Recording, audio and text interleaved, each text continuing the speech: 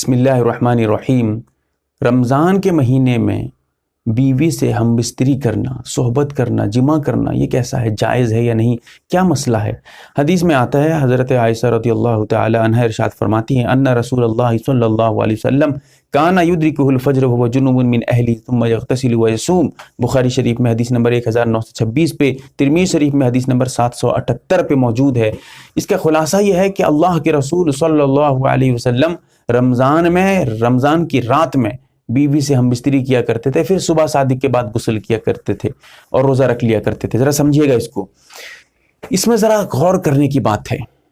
روزہ جس حالت میں آدمی ہے، روزہ رکھا ہوا ہے، اس حالت میں تو ہم بستری حرام ہے۔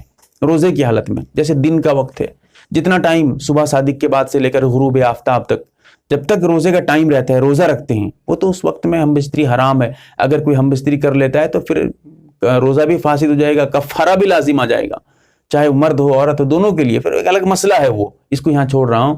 یہ تو روزے کی بات تھی، لیکن روزے کے علاوہ کا جو ٹائم ہے، مغرب کے بعد سے سمجھیے، جو ہے افطاری کرنے کے بعد تو روزہ نہیں ہے، اور لہٰذا جب تک ہم روزہ کا ٹائم شروع نہیں ہوا ہے، صبح صادق ہوئی نہیں ہے، تب تک کے لیے آدمی اگر ہم بستری کرتا ہے تو بلا کراہت جائز ہے، اور ثابت بھی ہے، حدیث میں موجود بھی ہے۔